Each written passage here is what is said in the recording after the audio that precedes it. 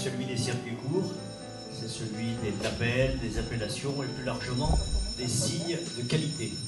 Objet de cette deuxième table ronde. Bonjour à tous, donc Stéphanie Duché, donc technicienne à l'INAO, l'Institut National de l'Origine et de la Qualité, et je suis basée à Mâcon. Bonjour à tous, donc Stéphanie Limbac, je suis chargée de projet à l'IREPS de Bourgogne-Franche-Comté, donc l'IREPS qui est l'instance régionale d'éducation et de promotion de la santé, mais je présenterai peut-être par la suite nos principales missions. Marine Philippe, donc je suis animatrice territoriale et conseillère en élevage biologique pour la structure qui s'appelle Bio Bourgogne. Et je suis aussi animatrice pour le groupement des agriculteurs bio de Saône-et-Loire. Et je suis basée à Cluny. Bonjour à toutes et à tous, Dominique Fayard, je suis chargée de mission au pays charolais-brionnais, qui est basé à Paray-le-Monial, où je m'occupe plus particulièrement du projet de candidature à l'UNESCO. J'y reviendrai à la fois pour la présentation de la structure et du projet dans quelques instants. Bonjour, Henri Baladier, agriculteur retraité à Saint-Léger-les-Pareils. Je témoignerai ici en tant qu'ancien agriculteur engagé dans des signes de qualité, mais je suis par ailleurs aussi membre de l'INAO. Très bien. Donc Dominique Fayard, gardez le micro puisque c'est vous qui allez commencer ces interventions. Je vous remercie. Donc tout d'abord, je tiens à excuser Monsieur Dominique Lotte, qui est vice-président aux affaires agricoles donc au sein du pays charolais-brionnais et qui a dû partir avant cette table ronde et qui devait être à nos côtés.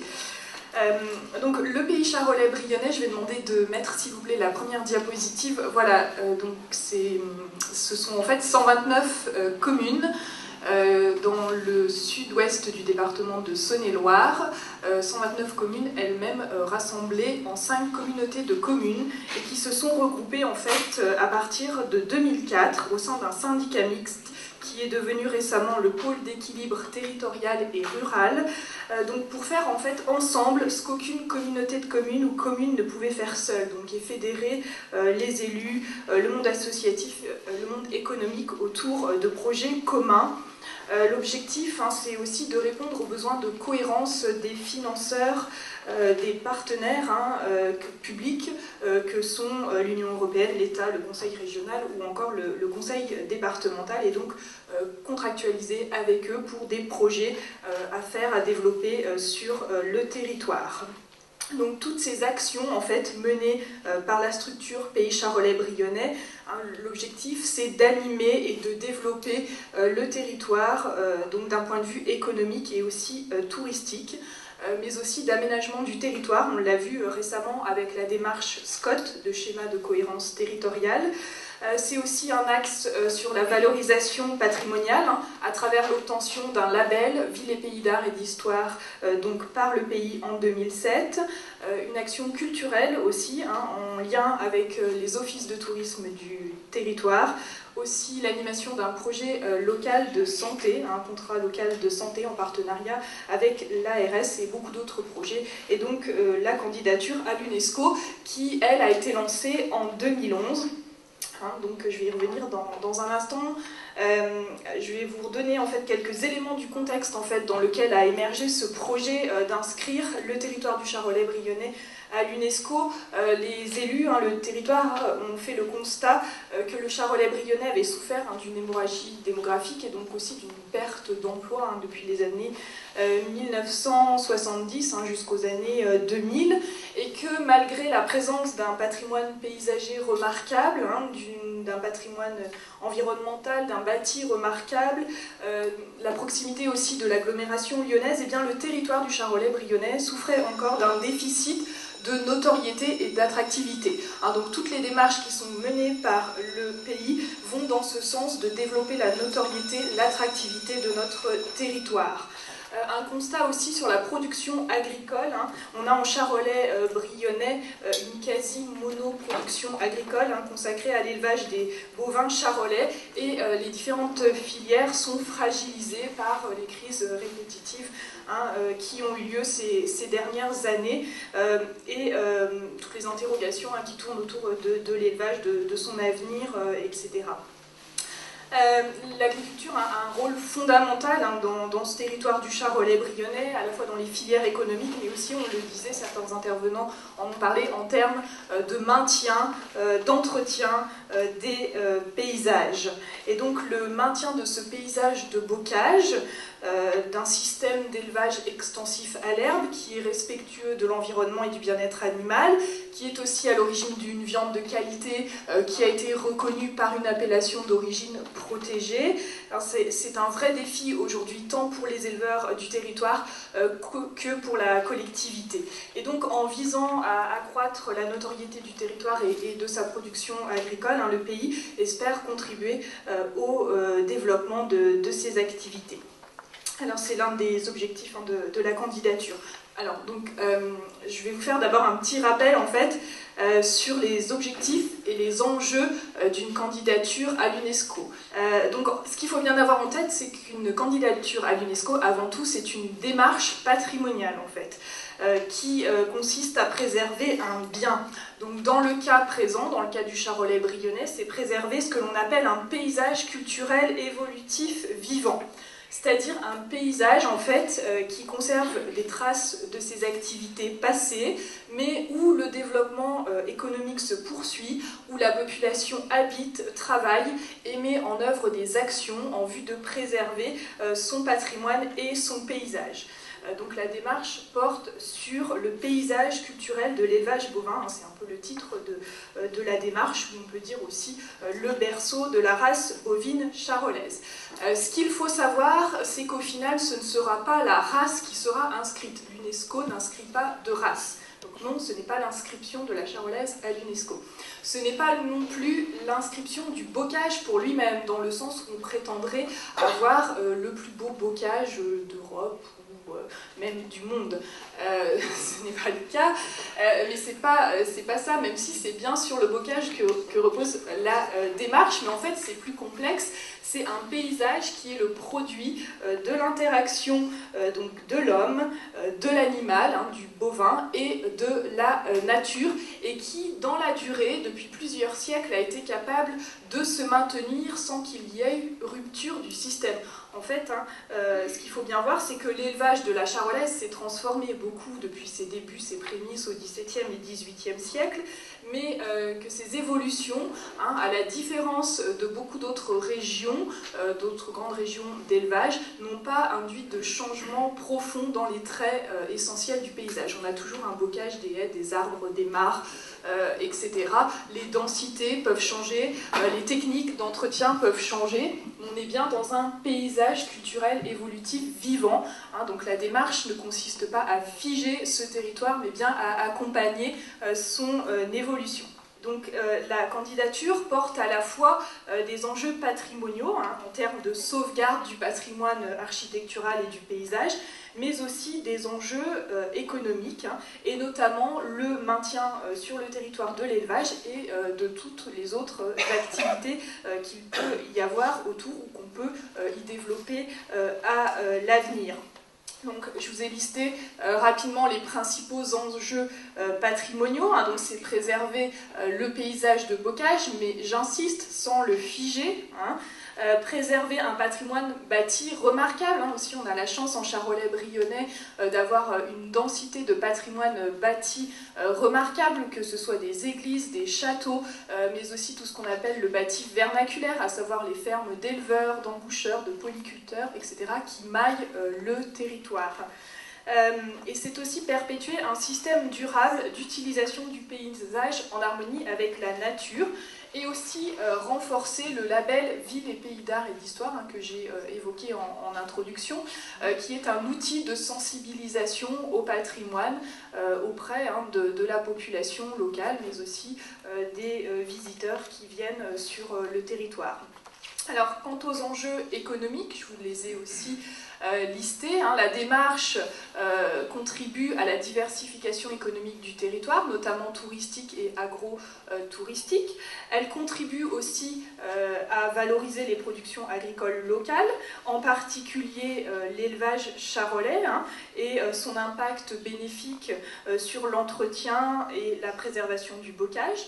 Elle sert aussi à véhiculer une image attractive du territoire à l'extérieur, sur le plan national et même international. C'est aussi une action qui permet de sensibiliser les habitants du territoire au caractère exceptionnel du paysage dans lequel ils évoluent quotidiennement. Et en fait, tous n'ont pas conscience de ce caractère remarquable du paysage qui les entoure. Donc c'est tout un travail de sensibilisation à ce niveau. Et c'est aussi fédérer la population autour d'un projet ambitieux.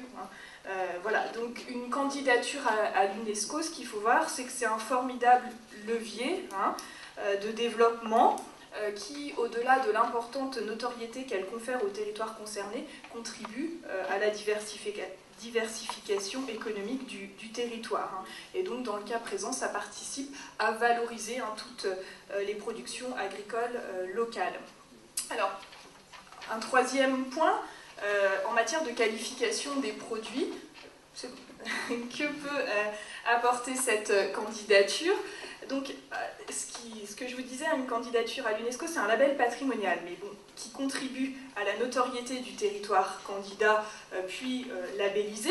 Donc, ça participe directement à la promotion des produits locaux, en particulier des produits sous signe de qualité.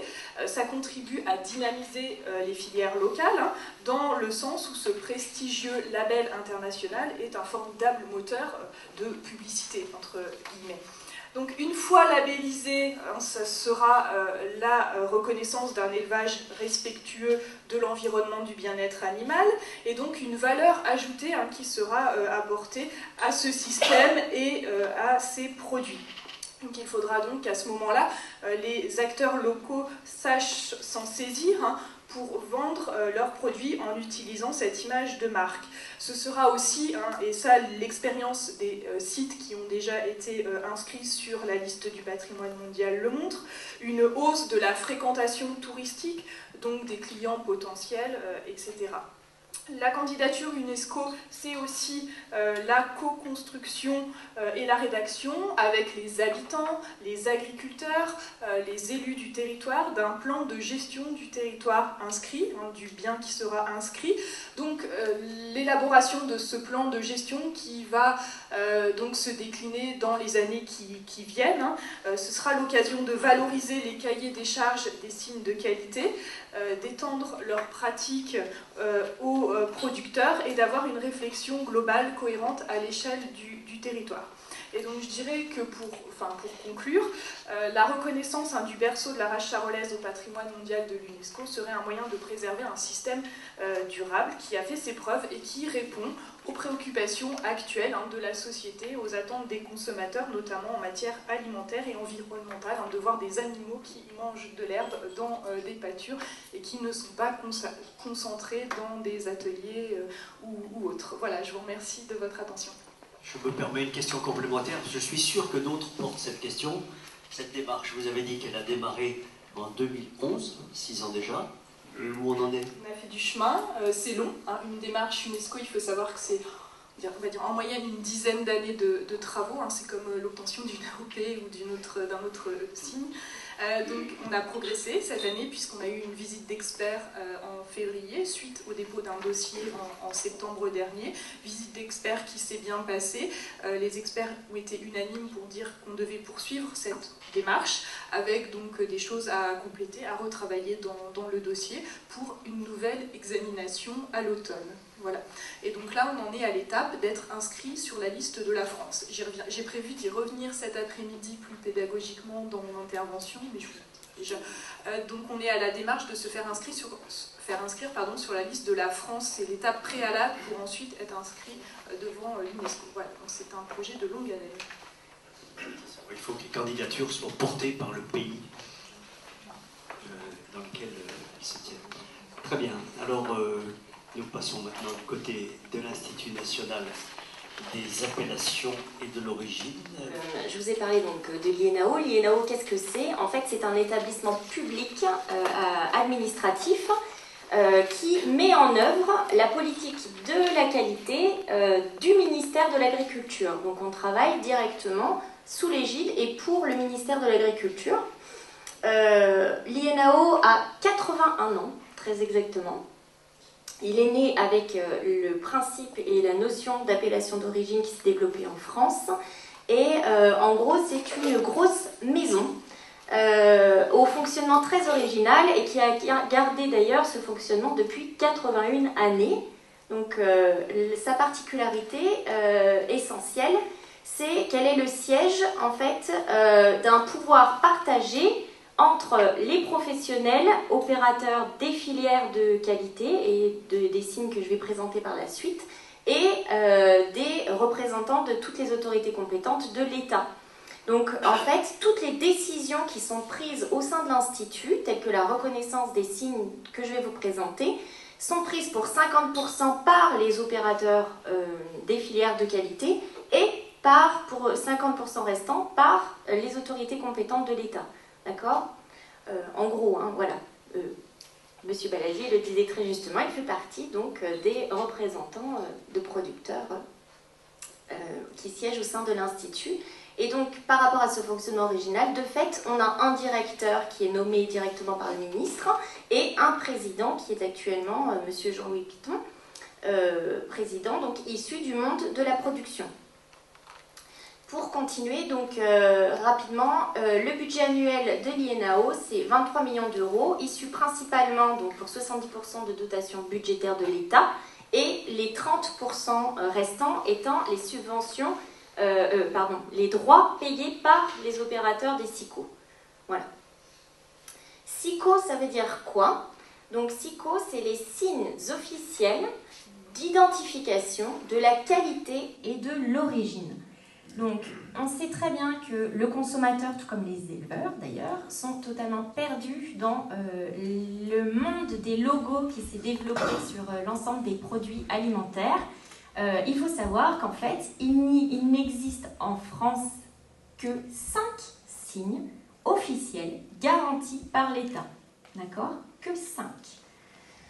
Et c'est déjà pas mal. Et chacun défend une qualité, une ou plusieurs qualités, parce que quand on emploie le terme qualité, c'est pas que la qualité telle que le consommateur la voit, ces signes défendent certaines qualités dont on va présenter les différences. Alors, le premier signe de la qualité qui est géré par l'Institut, c'est l'agriculture biologique. L'agriculture biologique est née en France en 1980. Et elle n'a été reconnue au stade européen qu'en 1991. En fait, l'agriculture biologique, un signe porteur de ce logo AB, et donc de la feuille au niveau européen, atteste que la qualité de ce produit est issue de son mode de production ou de transformation qui est respectueux tant de l'environnement que du bien-être animal.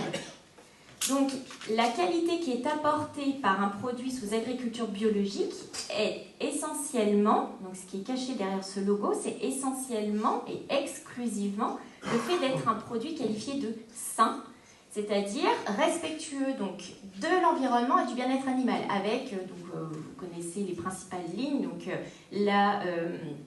l'absence d'OGM, la minimisation des intrants chimiques et de synthèse, voire l'interdiction pour certaines productions, et derrière des garanties de bien-être animal. D'accord?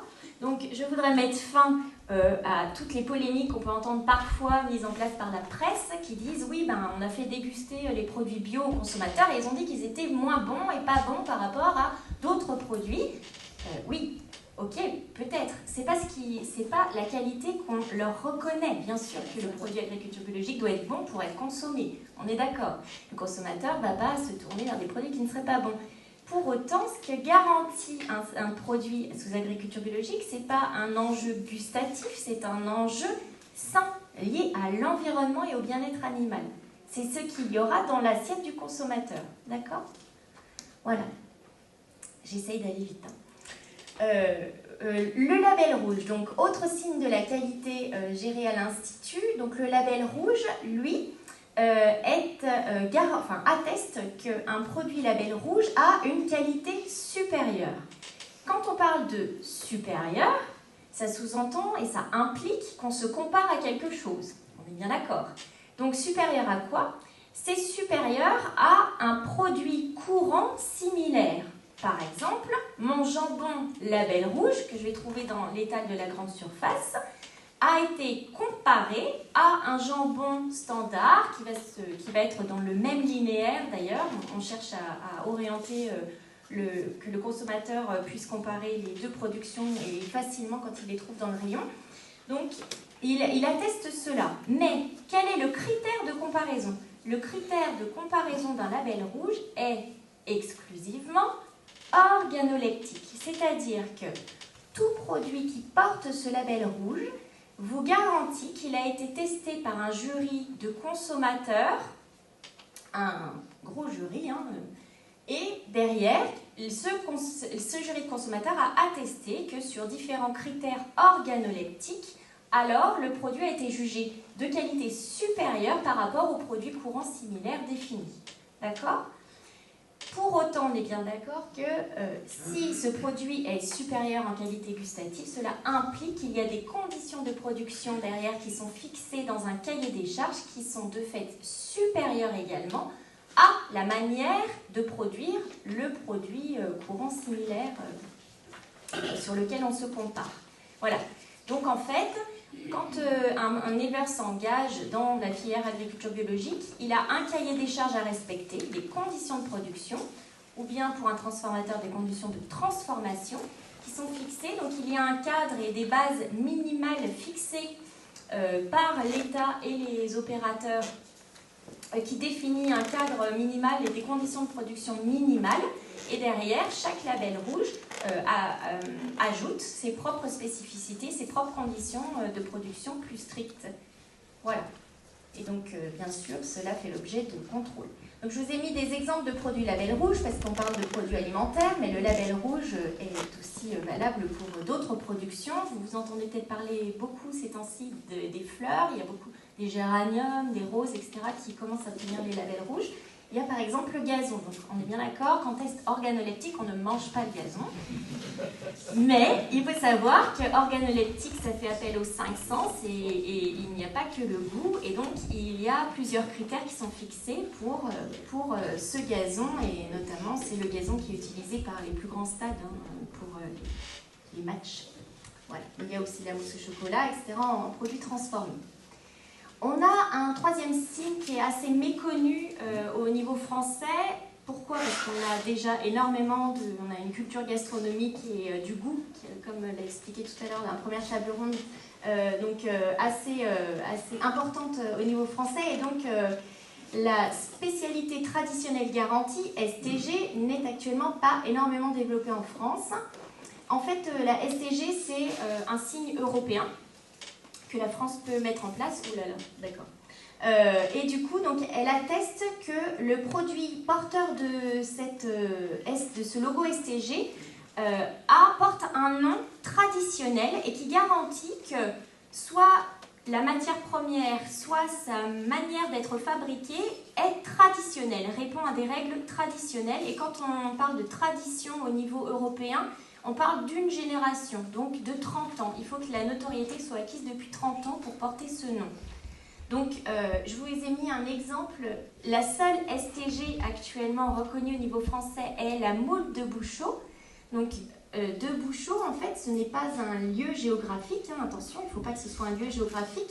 La moule de Bouchot, c'est la particularité de son élevage. Et les bouchots, ce sont les morceaux de bois, les piquets de bois qui sont mis dans la mer. Donc, c'est cette particularité, cette tradition d'élevage. Et donc, en fait, ce signe est européen. C'est-à-dire que les Français ont déposé cette STG.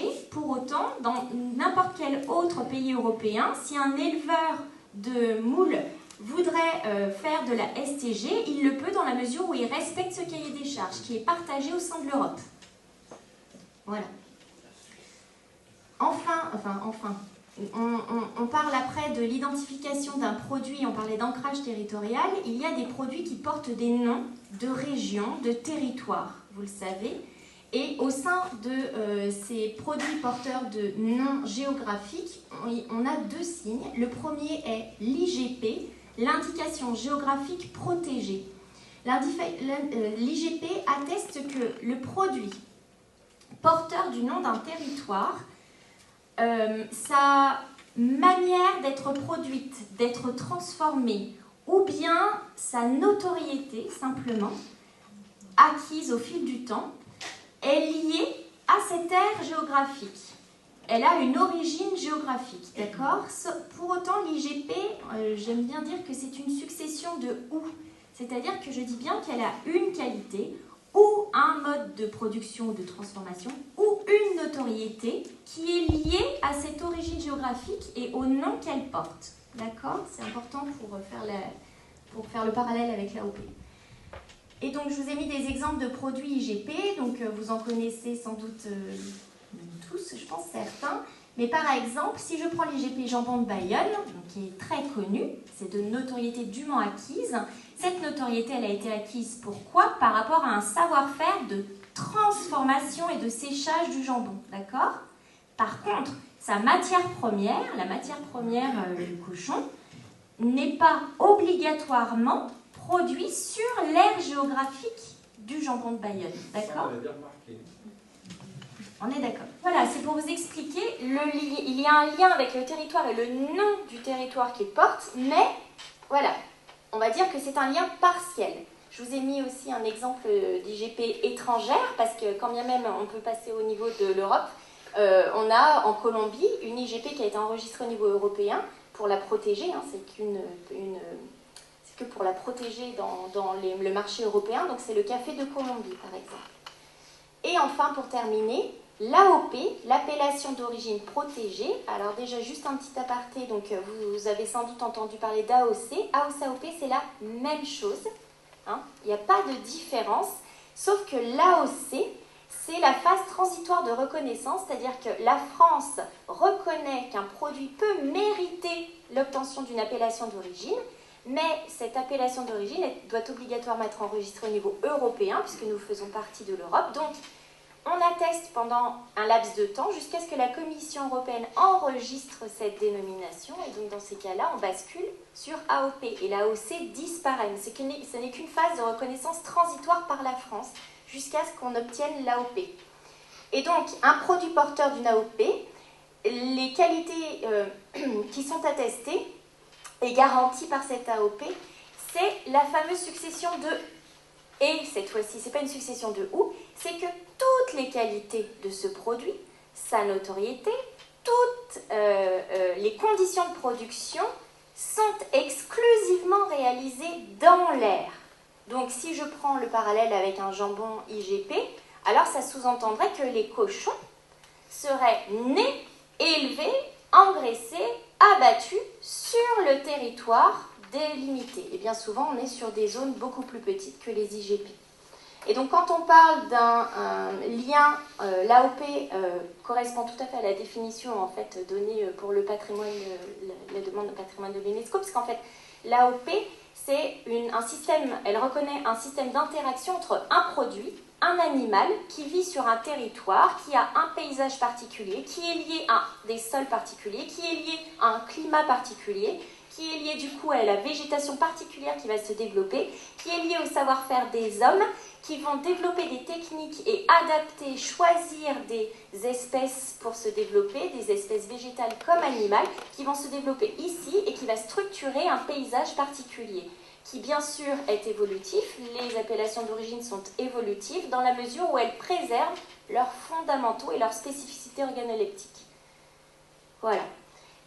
Une AOP et une IGP, on doit absolument, quand on dépose un dossier à la Commission européenne, prouver qu'elle a des spécificités organoleptiques particulières qui sont liées à ce territoire, et donc ça sous-entend que le consommateur, quand il va goûter ce produit, tout à l'heure M. Brunet parlait de la spécificité de certains de nos produits, et si le consommateur n'est effectivement pas prévenu, parfois ça peut quand même surprendre au niveau du goût. Il est clair qu'une AOP n'est pas faite pour... Alors, c'est pas qu'elle n'est pas faite pour plaire au consommateur, mais entre guillemets, elle plaît ou elle ne plaît pas. Elle ne changera pas, d'accord? On va dire que c'est un peu le principe différent du label rouge qui, lui, est soumis au jugement du consommateur. Et donc, derrière, on sait que si le consommateur change de goût, alors le label rouge devra de fait s'adapter puisque c'est lui qui juge de la qualité supérieure gustative. Voilà.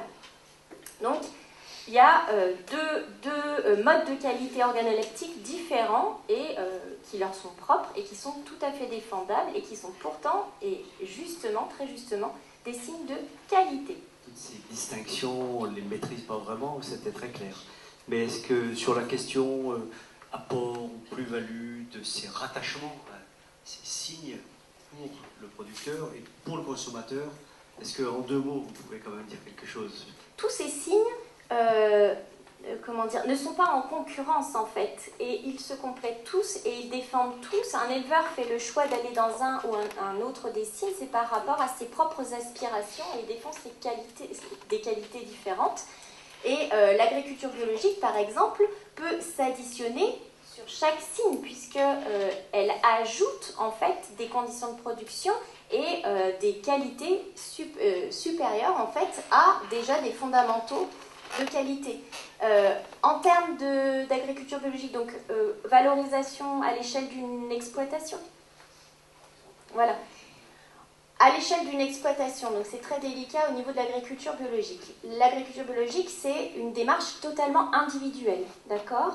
Pour autant, imaginons qu'un territoire, un petit territoire qui déciderait de mettre en place et d'encourager, de faire en sorte que ce territoire au complet, avec toutes les productions qui y sont faites, soient engagées dans l'agriculture biologique, ce qui peut être envisageable, hein.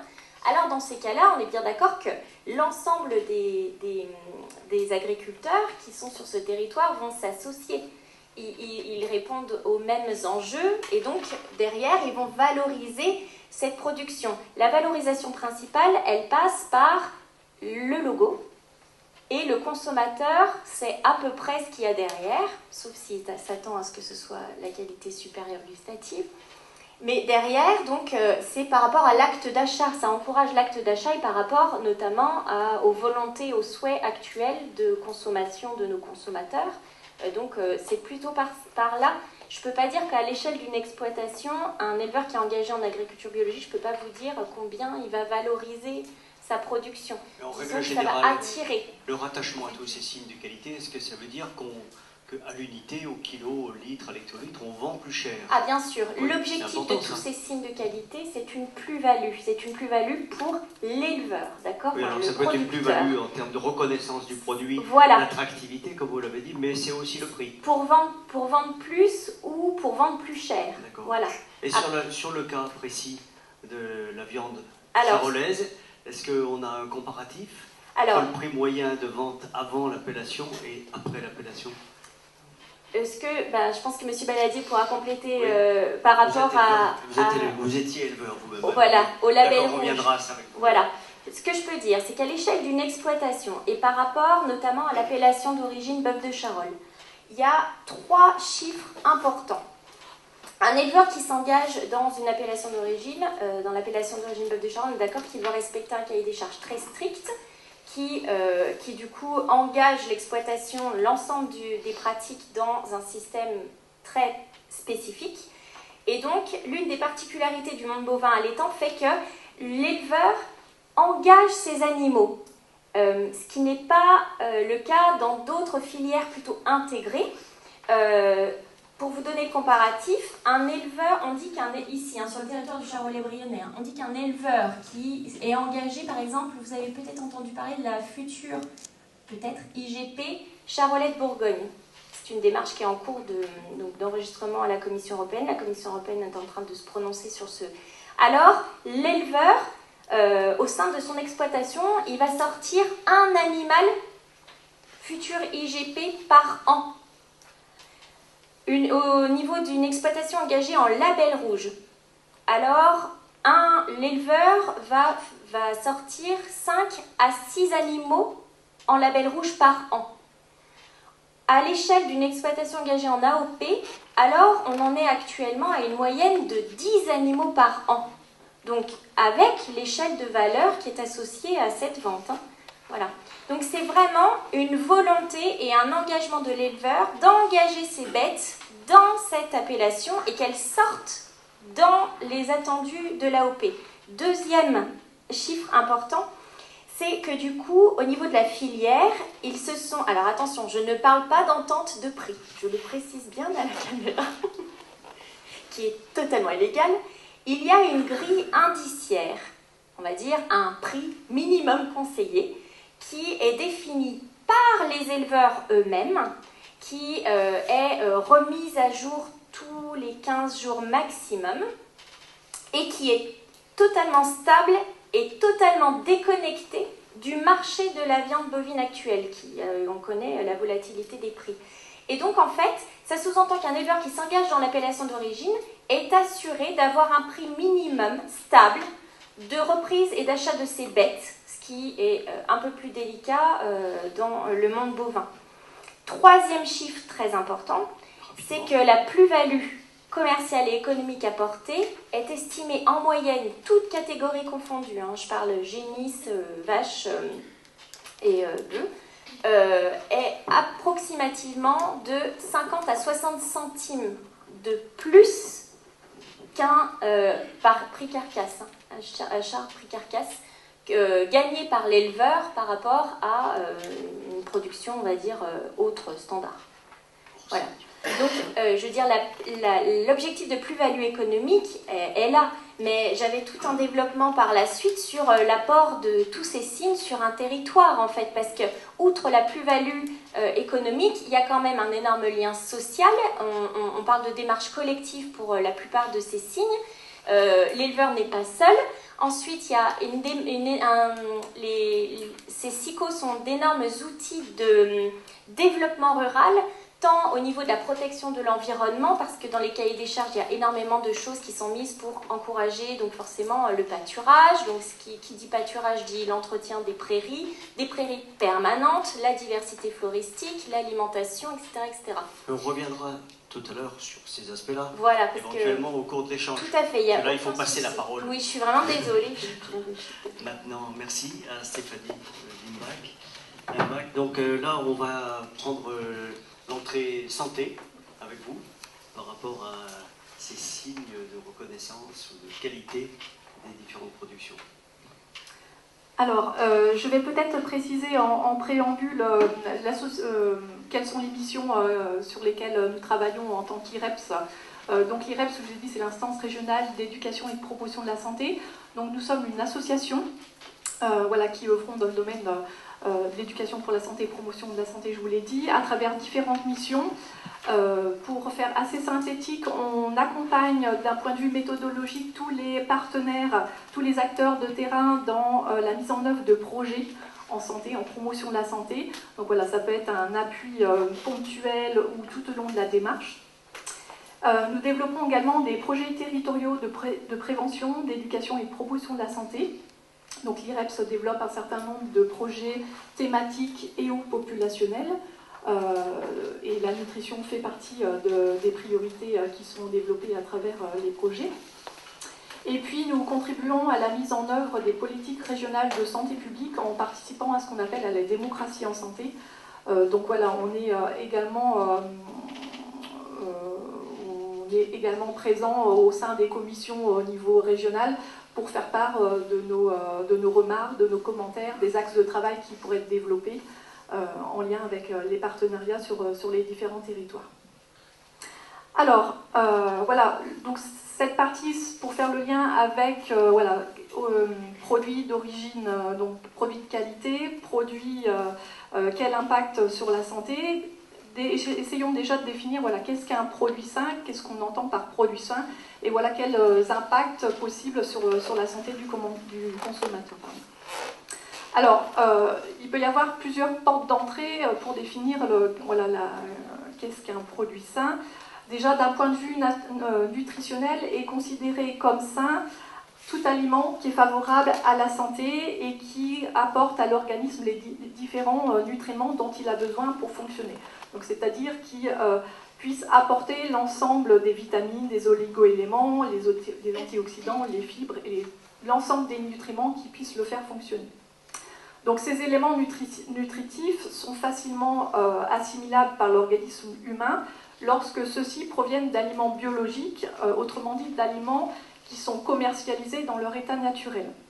Voilà, il faut rappeler que de nos jours, le marché propose un certain nombre d'aliments issus de l'industrie agroalimentaire qui sont transformés et auxquels on rajoute un certain nombre de colorants et de composés chimiques, voilà, qui sont utilisés pour compléter nutritionnellement les produits et ou avoir une meilleure conservation des produits.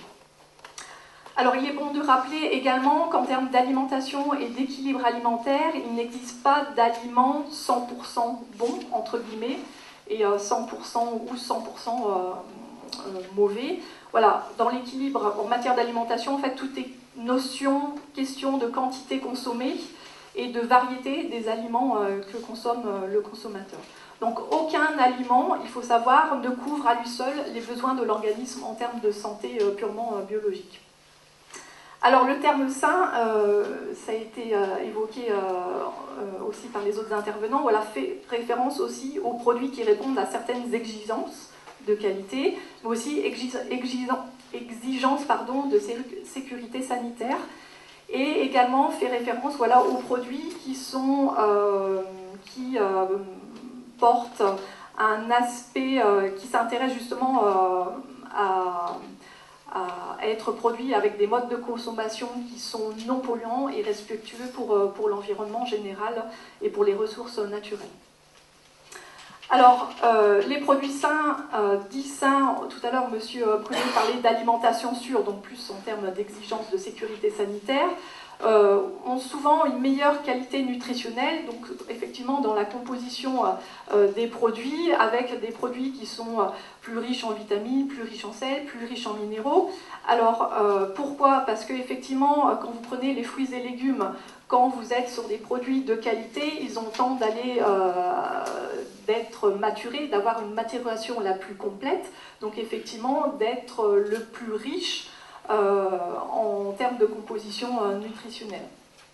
Et puis les produits sains sont souvent, voilà, synonymes quand même de fraîcheur, de qualité, avec cette maturation optimale, voilà, qui est obtenue avec des conditions naturelles et des conditions adaptées en termes de culture ou de production. Et puis, de manière générale, un impact plutôt positif sur la santé, puisque ces produits contiennent moins de colorants, moins de pesticides, moins de produits chimiques qui, on le sait, il y a eu un certain nombre d'études, voilà, qui montrent effectivement les effets néfastes de ces colorants, de ces produits chimiques sur la santé. Donc effectivement, consommer ce type de produits sains, à la fois voilà, moins riche en composés chimiques et plus riche naturellement en termes de qualité nutritionnelle, c'est plutôt quelque chose, voilà, le lien santé est bien présent. Aujourd'hui, la question d'alimentation et de manière générale de nutrition, c'est une question qui est vraiment présente dans les politiques de santé publique de manière générale. Depuis quelques années, voilà, il y a un certain nombre de plans nationaux qui sont mis en œuvre, que ce soit le programme national nutrition santé, le programme national alimentation dans le cadre, voilà, PNA avec la DRAF, qui prône, voilà, une alimentation saine, une alimentation diversifiée, une alimentation équilibrée. Voilà, on sait qu'effectivement, le lien n'est plus à faire entre l'alimentation et la santé de la population de manière générale. Donc l'objectif, c'est bien effectivement par la valorisation, la promotion des produits qui sont riches d'un point de vue nutritionnel, qui sont respectueux de l'environnement, d'améliorer, voilà, l'état de santé de la population. Donc le choix des aliments que nous produisons et consommons, le lieu d'où ils proviennent, les pratiques de production, de transformation et de distribution utilisées influencent de manière considérable l'état de notre planète, aussi l'état de notre santé et la qualité des liens sociaux qui nous unissent.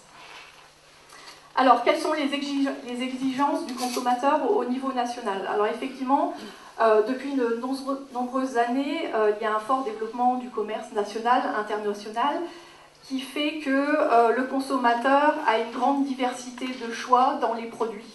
effectivement, quand vous, voilà, vous allez dans les supermarchés, quand vous allez fréquenter les différentes boutiques, vous avez toute une panoplie de produits avec des qualités différentes. Donc le consommateur est face à une grande diversité de produits et il a besoin de pouvoir s'y retrouver et de pouvoir avoir toutes les informations clés pour pouvoir faire des choix avérés sur les produits qu'il va consommer. Donc effectivement, le besoin des consommateurs d'avoir des informations sur la qualité nutritionnelle des produits, sur effectivement, si je me tourne vers tel ou tel produit, quel gage de qualité j'ai derrière en termes de composition nutritionnelle, en termes d'engagement sur les modes de production, le respect de l'environnement de manière générale. Donc voilà, c'est une attente bien particulière des consommateurs.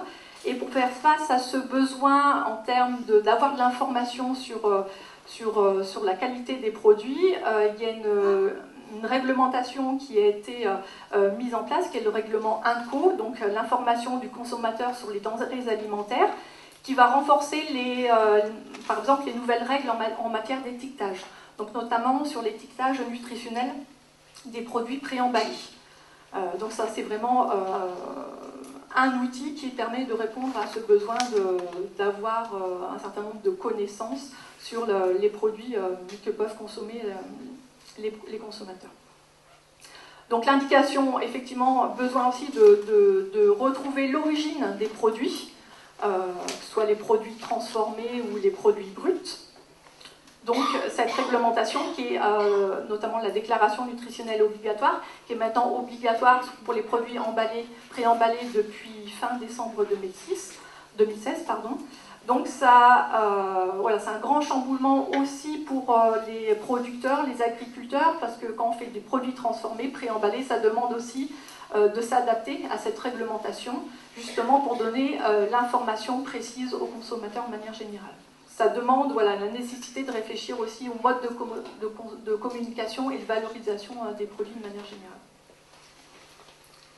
Alors, il y a un certain nombre d'accompagnements qui peuvent être proposés. Tout à l'heure, on disait, M. Brunet parlait d'éducation alimentaire. Je pense qu'effectivement, c'est nécessaire. Dès le plus jeune âge, on peut, dans les écoles, dans les différentes structures, renforcer, voilà, les actions d'information, de sensibilisation sur ces questions d'alimentation de qualité et du lien entre alimentation et santé. Donc faire en sorte, voilà, de sensibiliser les futurs consommateurs, d'en faire des consommateurs finalement, d'être citoyens et d'être engagés dans une démarche alimentation et santé. Voilà, donc poursuivre ces temps d'action, d'information, que ce soit auprès des enfants, mais auprès de la population générale, qui a du mal à se retrouver dans les informations qui sont véhiculées à travers les différents médias, où il n'est pas toujours simple de retrouver la bonne information.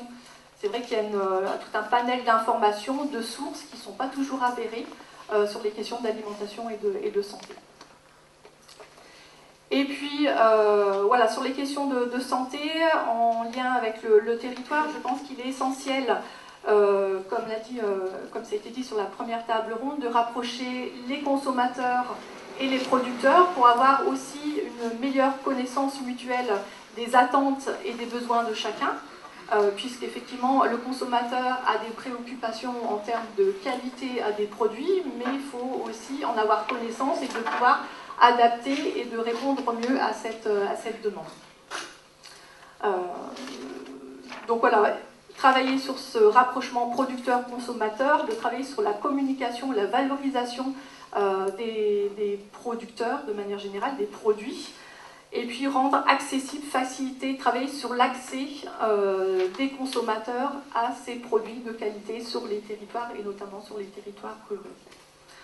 Donc je pense qu'effectivement la santé a toute sa place voilà, sur les démarches qui peuvent être déployées dans le cadre des projets territoriaux de santé de manière générale, et que la santé, voilà, peut être vue à travers le prisme des enjeux économiques, sociaux et ou environnementaux, voilà, enjeux qui sont essentiels sur ces démarches.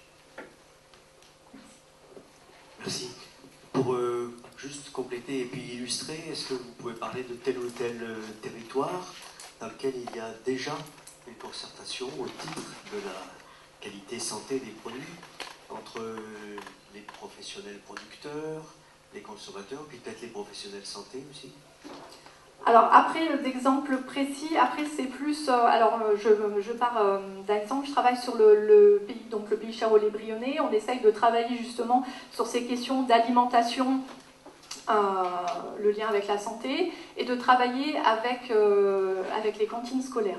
Bon, tout à l'heure on parlait de l'importance aussi de travailler sur la restauration collective de manière générale.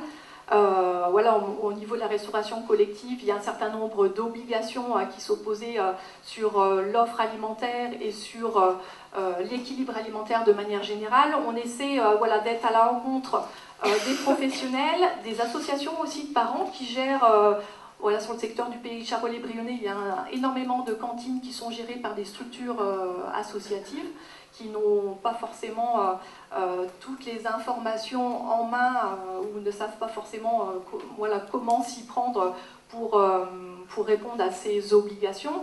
On essaye, au-delà du travail sur la qualité nutritionnelle, sur le respect en termes de fréquence de telle ou telle famille d'aliments, de travailler en lien avec différentes structures locales, différentes associations. Je pense à Terroir de Saône-et-Loire. On essaye de faire le lien justement aussi, d'apporter cette réflexion sur l'amélioration des produits qui sont proposés et de faire le lien entre les consommateurs, les associations qui gèrent ces cantines et le réseau des producteurs locaux justement pour répondre à un besoin. Alors c'est pas toujours facile, hein, on s'aperçoit que il y a parfois des volontés, mais les personnes ne savent pas toujours vers qui se tourner, voilà, à quelle porte frapper.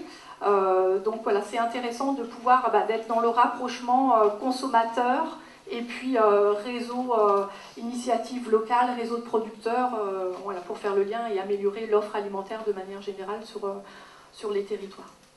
Donc un exemple, voilà. Merci. Avec Marine et Philippe, on va se focaliser donc sur ce signe de qualité qu'est la reconnaissance comme bio, agrobiologie, et en regardant là aussi les difficultés ou les atouts qui sont inhérents aux différents projets, et avec notamment ce point clé de la conversion en agriculture biologique. Oui. Du coup, je vais commencer par vous présenter en 2 mots l'organisation des structures de développement de la bio sur le territoire. Merci. Du coup, les producteurs bio sont constitués en groupements départementaux qu'on appelle les GAB, les groupements d'agriculture biologique. Donc, dans la Bourgogne, il y en a 4 pour les 4 départements. Et donc, ensuite, ils sont fédérés par l'association Bio Bourgogne, qui, elle, est donc régionale, qui s'insère ensuite dans un réseau national et même international. Donc Bio Bourgogne, c'est une association pour le développement de l'agriculture biologique dans la région. Elle a 2 grandes missions qui sont donc de représenter les producteurs biologiques auprès des instances et des pouvoirs publics, et aussi de mettre en œuvre des actions de développement sur le territoire. Donc c'est des actions qui peuvent être de la sensibilisation, de l'accompagnement des producteurs, et donc des producteurs en conversion ou déjà en bio, des conseils techniques, un appui aussi à la structuration de la filière et une action sur la promotion de la bio. Donc maintenant sur le groupement des agriculteurs bio de Saône-et-Loire plus spécifiquement, donc il a les mêmes globalement, mais les mêmes grandes missions que la structure régionale, mais sur un réseau, enfin un rayonnement plus territorial, et son but aussi est de défendre et de protéger plus particulièrement les adhérents du groupement. Donc ces grandes missions, c'est de représenter les producteurs bio et de défendre les adhérents, de créer du lien sur le territoire entre les producteurs bio et d'accompagner les différents projets qui peuvent naître, et mettre en œuvre des actions de développement, donc là en partenariat très étroit avec la structure régionale Bio Bourgogne. Donc on va continuer sur quelques chiffres de la bio dans la région, tout d'abord. Donc on compte 1140 exploitations bio sur la Bourgogne, donc c'est 6% des exploitations de la région. Et en 2016, on compte 128 nouvelles fermes.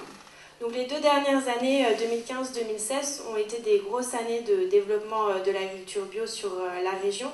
Sur ces deux années, entre 2014 et 2016, on compte 25% d'augmentation en nombre d'exploitations. Au niveau maintenant des surfaces, on compte un peu moins de 70 000 hectares sur la région et 11 000 hectares supplémentaires en 2016. Donc là, sur les 2 dernières années, 2015 et 2016, il y a une augmentation de 20% des surfaces. Maintenant, je vais faire un petit focus sur le Brionnais.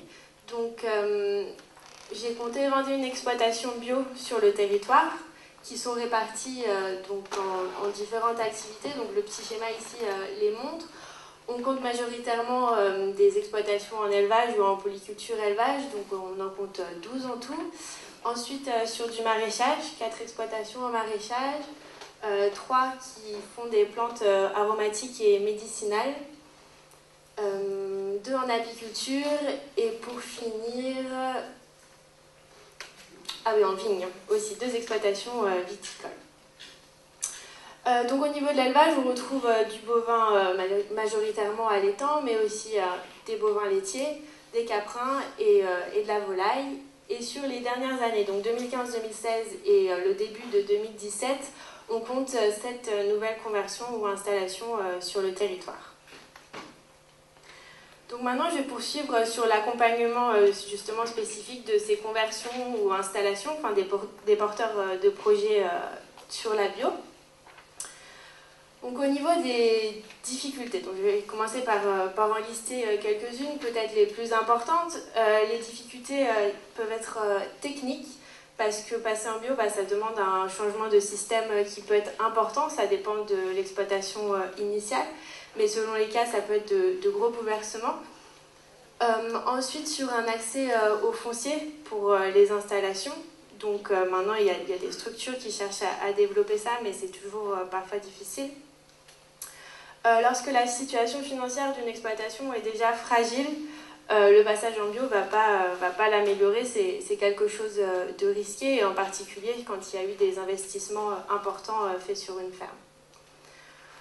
Ensuite, actuellement, il y a une incertitude importante sur le versement des aides bio, donc ça pour des producteurs qui y réfléchissent, ça peut être un frein pour passer en bio.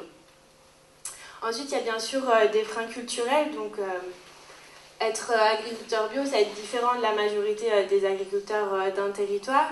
Donc ça peut être un frein particulièrement pour les jeunes qui sont issus du milieu agricole au départ. Et ensuite aussi sur la perception d'un beau travail. C'est pas la même chose un beau travail en bio et en conventionnel pour un producteur.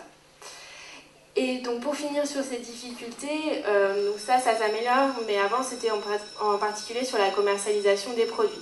Aujourd'hui les filières sont développées et même continuent de se développer, donc c'est un frein moins important.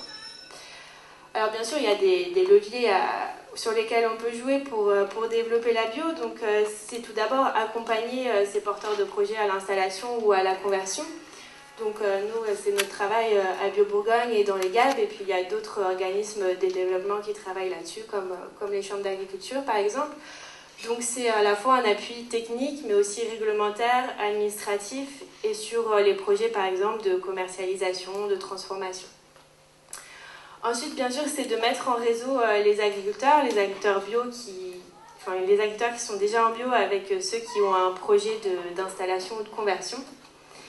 Et bien sûr, il faut continuer à travailler sur la recherche pour aider à développer la bio. Donc la bio, on en parlera après, mais c'est une agriculture qui est innovante et il y a toujours besoin de recherche sur par exemple la fertilité des sols ou la génétique pour qu'elle soit adaptée à cette agriculture. Alors maintenant un petit point même un gros point sur les atouts de la bio pour un territoire rural comme le Brionnais. Alors, je vais peut-être rappeler très rapidement du coup que la bio, elle est bien inscrite à l'INAO et c'est un signe de qualité. Et donc, du coup, son application est contrôlée par des organismes certificateurs qui sont indépendants et à toutes les étapes de production d'un produit bio. Donc à la fois, par exemple, au niveau de l'élevage, mais ensuite au niveau de la transformation des produits. Donc 2 mots sur le reste du cahier des charges. Donc pour les cultures bio, c'est une production sans produits chimiques et sans OGM, donc la fertilité des sols par exemple est gérée par le recyclage des matières organiques, par l'utilisation des effluents d'élevage et la rotation des cultures. Et ensuite c'est une agriculture qui maintient la biodiversité en utilisant la lutte biologique. Ensuite, sur l'élevage bio, donc les animaux doivent avoir un accès au plein air, c'est obligatoire dès que les conditions le permettent. Ce sont des élevages extensifs et il y a un point important sur le respect du bien-être des animaux. Et ensuite, pour la santé, c'est l'utilisation des médecines alternatives et la prévention en premier lieu. Pour les produits transformés, donc l'agriculture bio limite fortement les additifs et les oxydes. Donc cette agriculture avec ce cahier des charges dont je viens de parler, ça apporte des réponses à des problématiques à la fois sur la ferme, sur la région et sur la société. Donc sur la ferme, ça favorise l'autonomie du système par des bénéfices entre le sol, les animaux et les cultures. Donc ça permet aux producteurs d'être indépendants du cours des matières premières par exemple, et d'avoir une plus forte résilience face aux aléas climatiques. Ensuite, ça a créé de la valeur ajoutée sur les fermes par donc une production de qualité qui est souvent transformée et ensuite commercialisée en circuit court. Enfin, pas tout le temps, mais une grande partie. Et ensuite, ça assure des conditions de vie satisfaisantes pour les producteurs, puisque c'est une satisfaction il y a des satisfactions personnelles, des motivations personnelles à travailler en agriculture biologique. Pour la société, donc bien sûr, ça génère des impacts environnementaux positifs sur l'eau, le sol et la biodiversité, puisque on n'utilise pas de produits phytosanitaires chimiques, les sols sont couverts, on favorise la lutte biologique. Ensuite, ce sont généralement des fermes plus petites, diversifiées, qui commercialisent en circuit court et qui apportent ainsi de la vitalité et de la diversité sur les territoires. Et pour finir, pour la société, ça favorise aussi les partenariats équitables entre les transformateurs, distributeurs et consommateurs par ces voies de commercialisation et surtout rémunérateurs pour tous les maillons de la filière. Donc pour finir sur la région, c'est une agriculture qui crée de l'emploi puisque on compte 20 à 30% de main-d'œuvre supplémentaire sur une ferme bio que sur une ferme conventionnelle. Ensuite, ce sont des fermes à dimension humaine et diversifiée qui maintiennent la biodiversité. Donc ceci permet d'améliorer les paysages, en particulier par le maintien de l'élevage et par exemple des haies, des arbres. Et pour finir, donc ça produit des aliments de qualité, puisque donc on n'utilise pas de produits chimiques, mais c'est aussi montré que pour la plupart les produits bio ont une meilleure qualité nutritionnelle.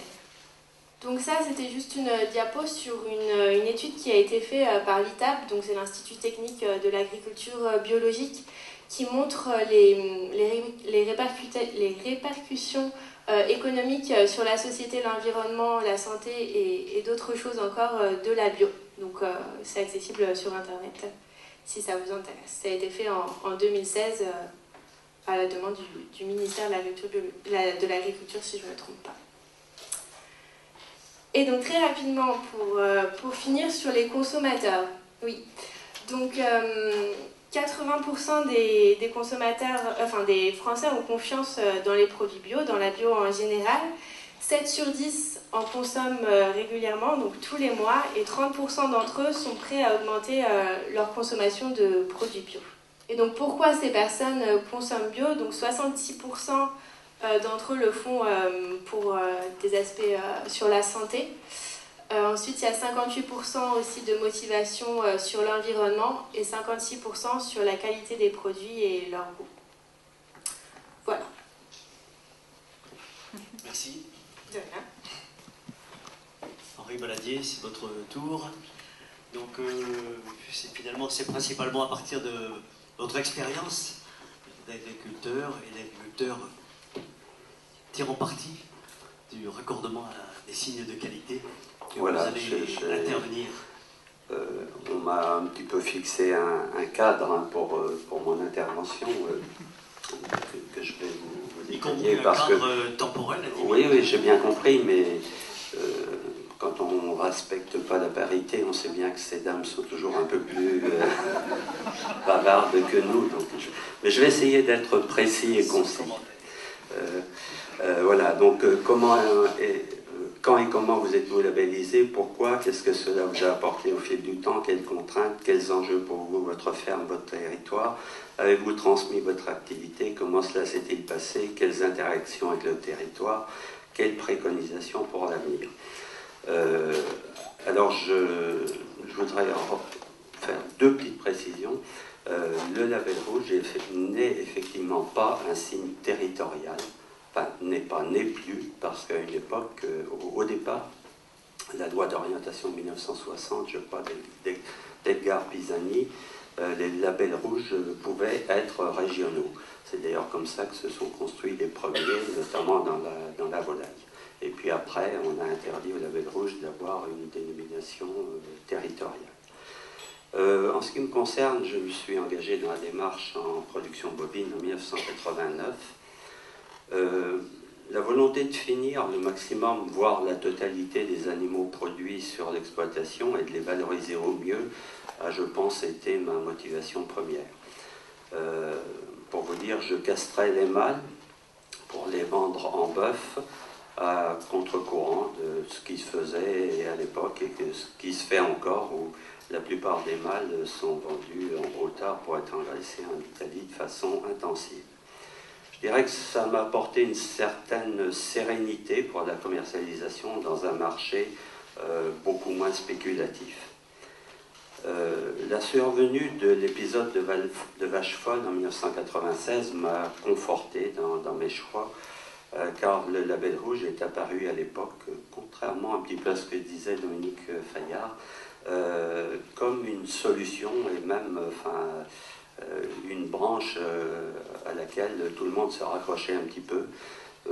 Pourquoi? Parce que le cahier des charges à l'époque interdisait déjà par exemple les farines animales. Voilà. Les contraintes pour respecter le cahier des charges sont relativement facilement accessibles pour un élevage de notre région. C'est la race charolaise, c'est le respect des cycles prairie-étable avec une durée minimum de pâturage, ce que la plupart des gens respectent. Alors, une alimentation provenant en majorité de l'exploitation avec un référencement des formules des aliments qui sont achetés. C'est-à-dire que les aliments qui sont achetés sont regardés un petit peu par l'organisme certificateur qui va voir s'il n'y a pas dedans des produits qui ne seraient pas conformes, et notamment est interdite l'urée dans les aliments. Alors le veau tête sa mère au moins jusqu'à 5 mois, vous me direz quoi d'extraordinaire? Eh bien, il faut savoir que la moitié de la production de viande française issue de races laitières, eh bien, le veau ne tête jamais sa mère, mais tête des farines, des poudres de lait. Un âge minimal, 28 mois pour les génisses, 30 mois pour les mâles, avec un maximum de 10 ans pour les vaches. Exclusion des taureaux et des mâles non castrés type jeune bovin. Alors, outre la plus-value, environ 70 € en moyenne par animal, je dirais que la satisfaction d'aller le plus loin possible dans l'élaboration du produit, avec la connaissance de où et comment il est vendu, a sans doute été aussi une motivation. Alors, pour l'économie d'exploitation, je dirais que la baisse des frais vétérinaires, parce que moins de naissances, moins de vaches mères, parce que plus d'animaux gardés un peu plus âgés, fait qu'on a moins de problèmes, parce que les problèmes vétérinaires, c'est beaucoup avec mais à contrario, une réduction des primes possibles en vache allaitantes, puisque les primes PAC sont positionnées sur les mères, ce que j'ai toujours trouvé un peu étonnant, parce que on a de ce fait favorisé une production avec une naissance d'animaux, mais pas la finition. Et quelque part, je pense qu'avec le positionnement des primes PAC, on a un peu incité les gens à vendre le blé en herbe. Alors pour le territoire, je dirais que le fait de finir des animaux et de les valoriser, ça contribue aussi au maintien, ça a été dit tout à l'heure aussi, maintien d'outils d'abattage et de transformation, avec des emplois malgré tout, une réputation. Alors par rapport à la transmission, à ma retraite, la ferme a été louée. C'était un peu compliqué, pas du fait du label rouge, mais de la réglementation générale et notamment des autorisations d'exploiter. Mais bon, on s'en est sorti quand même. Le successeur est aussi habilité pour le label rouge, mais lui ne finit que les femelles, les mâles étant vendus en broutard.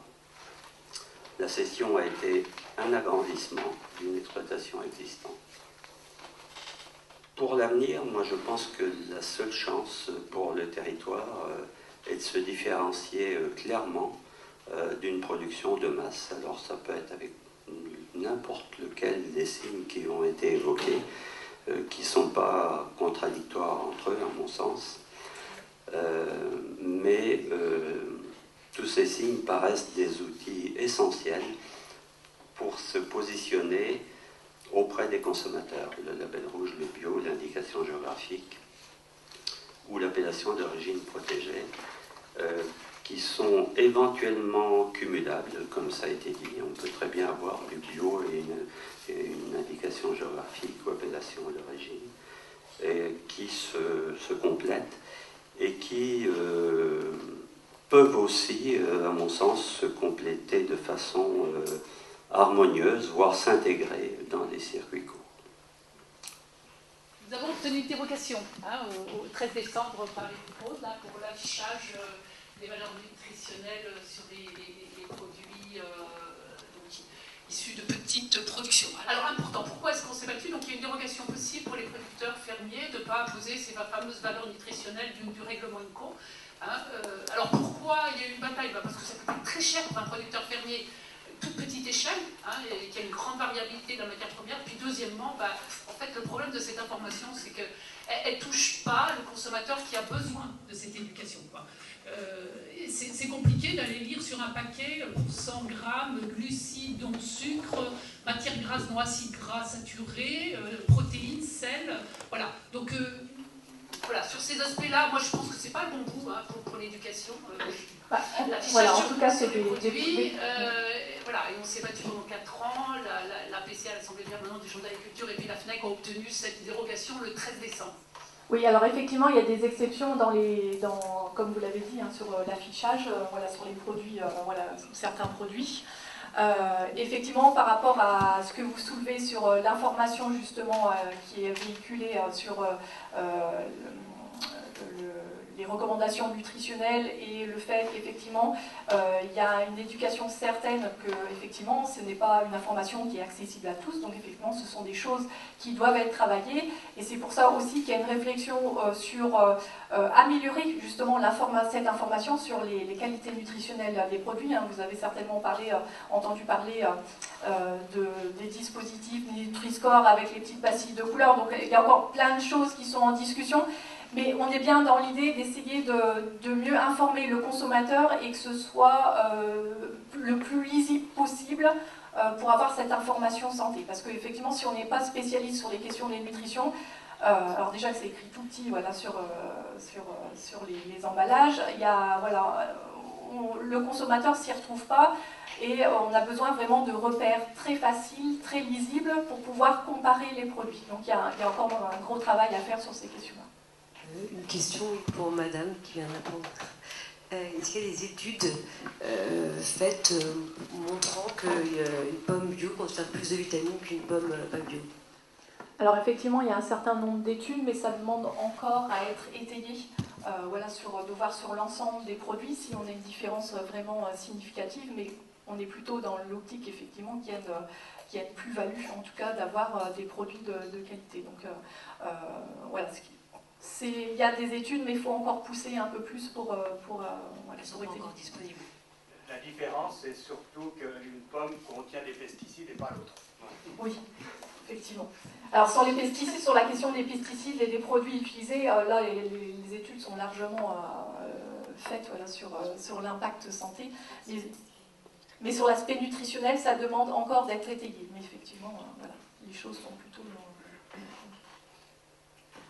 Si on prend le vieil adage « d'abord ne pas nuire à la santé », finalement on sait qu'il y a un certain nombre de choses dont on devrait se passer, et ça effectivement ça ne figure pas sur l'étiquette.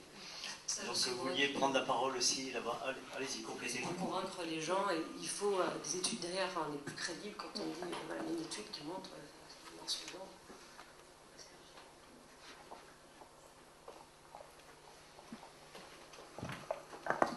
Toujours à propos de la nutrition, je voudrais prendre un petit exemple, par exemple le miel. Alors le miel, il est considéré comme un sucre absolument nuisible. J'ai vu ça carrément parce que mon mari est apiculteur amateur et on s'en est rendu compte dans un journal qui s'appelle La santé de l'abeille. Alors je trouve ça un peu stupide parce que le miel, d'accord, il y a du sucre, mais il y a des oligo-éléments, il y a des quantités de choses dedans, des vitamines qu'on ne retrouve pas ailleurs. Et classé avec des petites pastilles rouges, bleues, vertes, jaunes, comme a fait le docteur Herberg, je trouve que c'est très bien parce que ça permet de trier un petit peu. Mais au point de vue information, j'ai eu l'occasion de rencontrer M. Herberg dans une conférence et je lui ai posé la question et il m'a dit « ben oui ». Alors je trouve que c'est quand même une réponse un peu courte vis-à-vis d'un produit qui est quand même excellent pour la santé. Que n'importe quel produit, si on le mange en trop, ça passera pas et ça a des inconvénients.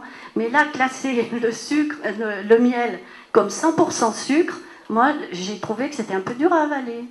Oui, alors c'est pour ça que je vous disais, effectivement, il faut plutôt, effectivement, sur le produit, effectivement, le miel présente d'autres particularités, effectivement, et ils peuvent avoir, apporter des éléments nutritionnels indispensables.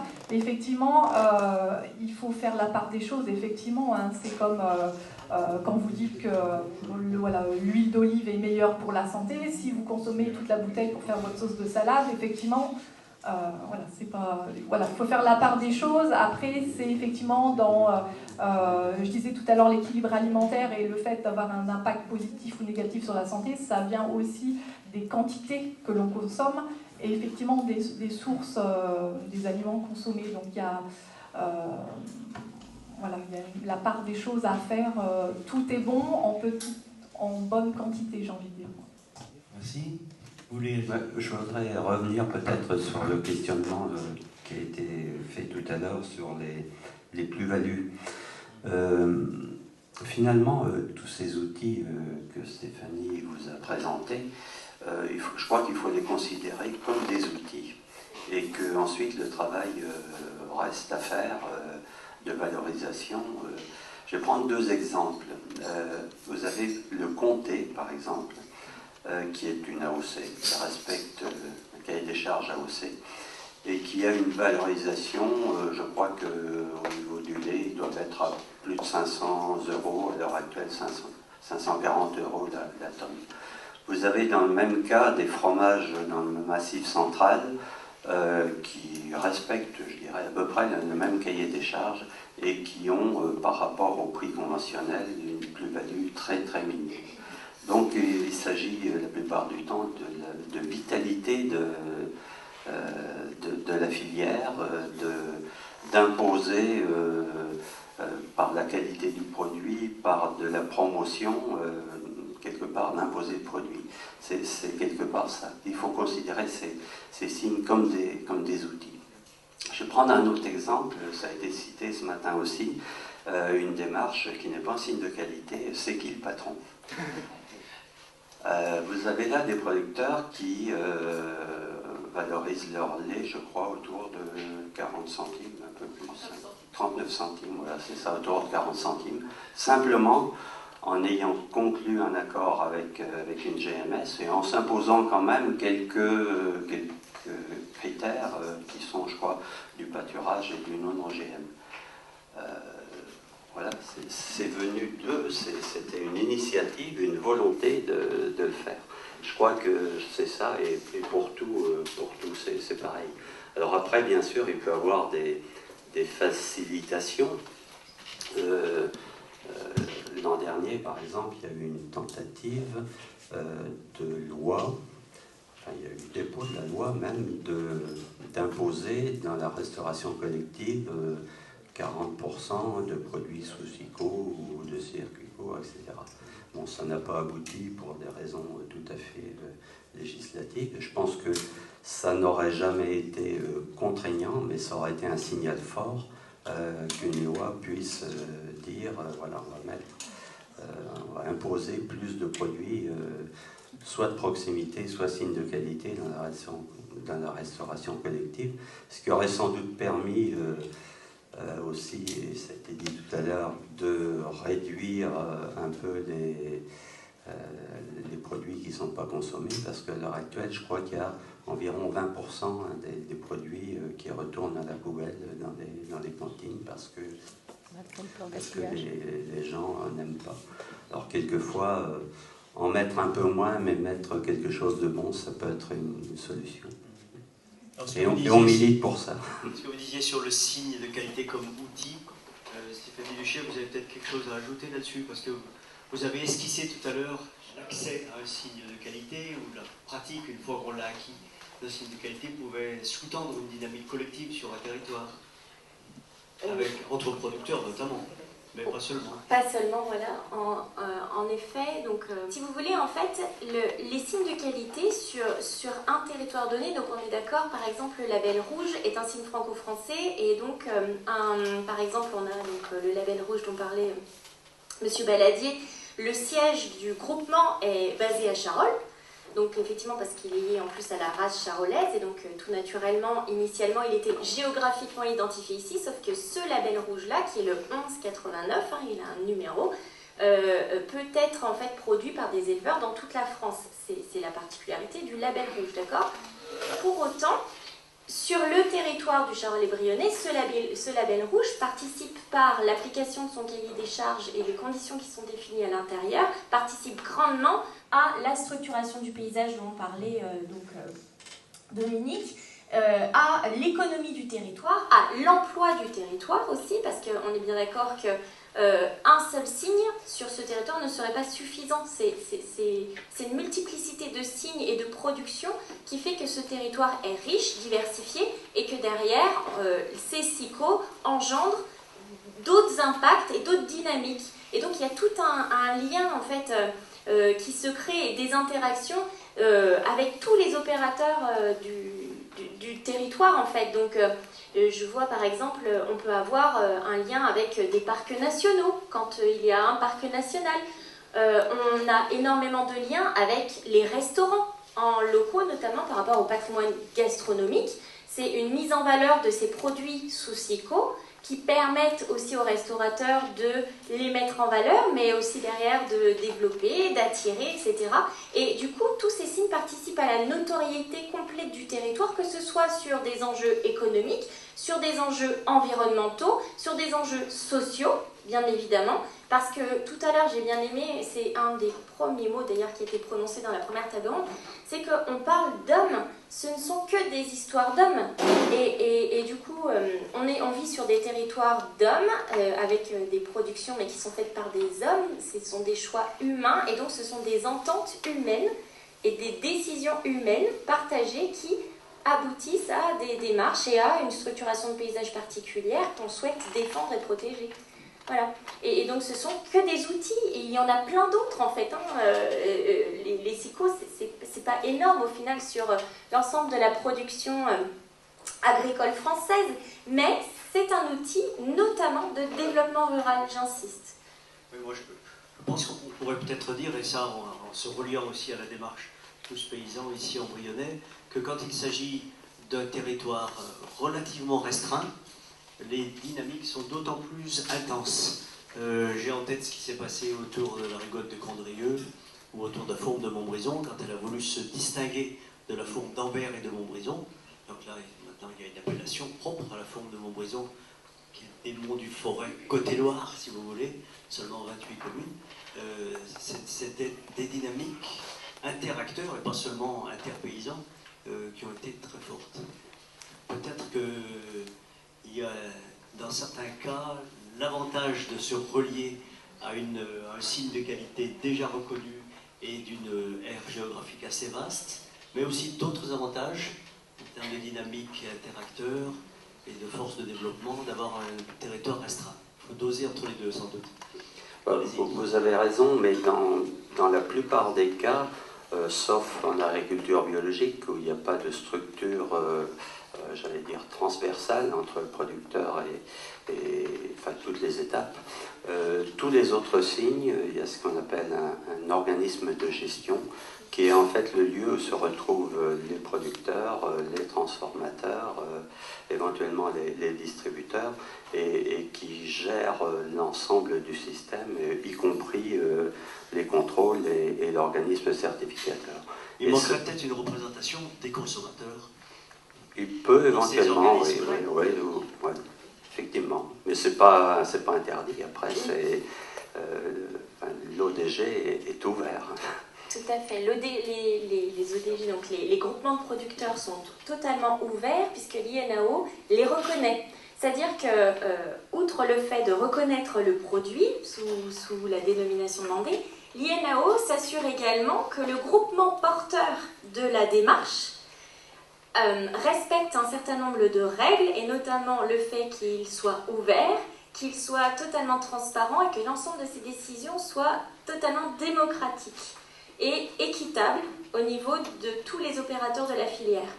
Et dans les structures comme celle-ci, les consommateurs peuvent tout à fait entrer. Alors, ils n'ont pas le pouvoir de vote, hein, mais ils sont totalement acceptés.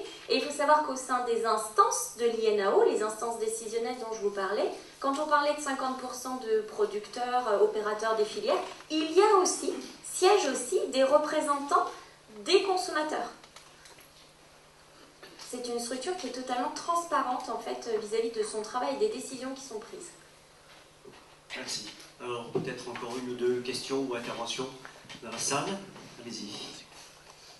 Qu'en est-il de l'évolution de la législation télévisée? Parce que des émissions qui ciblent les gamins avec un petit défilé pour les gamins qui ne savent pas lire, que l'abus de pour manger, qu'il faut consommer, ça me paraît un peu scandaleux, quoi.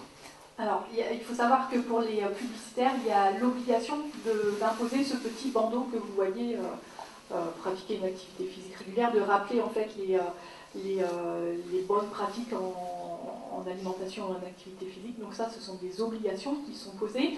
Effectivement, il y a un travail qui est fait aussi avec ces publicitaires, notamment justement pour essayer, notamment sur les programmes, sur les heures de diffusion qui sont plus centrées sur les enfants ou sur les chaînes qui sont plus ciblées, voilà, effectivement sur les programmes plus jeunesse. Il y a quand même un travail de plus en plus qui est fait pour essayer de valoriser des produits qui sont, de faire passer en tout cas des messages en termes de santé, et puis d'essayer de réduire ces publicités qui vantent notamment les mérites des produits sucrés, gras, salés, etc. Donc il y a encore du chemin à faire, mais il y a quand même un travail qui est fait avec les publicitaires et avec les chaînes de télé pour essayer de mieux communiquer auprès des enfants et de réduire les messages, en tout cas la publicité, la promotion des produits qui sont le moins favorables pour la santé, qui présentent un intérêt moindre d'un point de vue nutritionnel. Merci. L'autre, oui, allez-y. Attendez le micro, s'il vous plaît. Bonjour, je viens d'un territoire voisin, le territoire rouennais, et je voudrais un peu appuyer votre intervention. Nous sommes aussi en dominante élevage, beaucoup de charolais aussi, et c'est vrai que le problème a été quand même assez lié aux primes, qui a fait qu'une démarche comme la vôtre, il y en a peu qui l'ont fait, c'est-à-dire engraisser castrer les broutards et les mener en taurillon, ça nécessite, en bœuf je veux dire, parce que c'est taurillon, c'est pas terrible non plus, en bœuf, ça nécessite beaucoup de trésorerie aussi, un peu plus de surface, et surtout on a beaucoup moins de primes. Et je vois que sur notre territoire, c'est dur à faire changer ce système. On s'aperçoit par exemple sur tout le département de la Loire, cette année, en 2016, il y a eu 14 000 broutards exportés, donc Italie, Espagne, Chine, ça part de partout. Ça représente presque toute la production de broutards de notre département, quoi. Donc là, vous avez un territoire qui a dominante élevage aussi, et ce changement de système sera à étudier et les soutenir surtout. Moi je suis en agriculture biologique, on se rend compte que les aides n'arrivent plus, elles vont peut-être être même remises en question. Les autres démarches,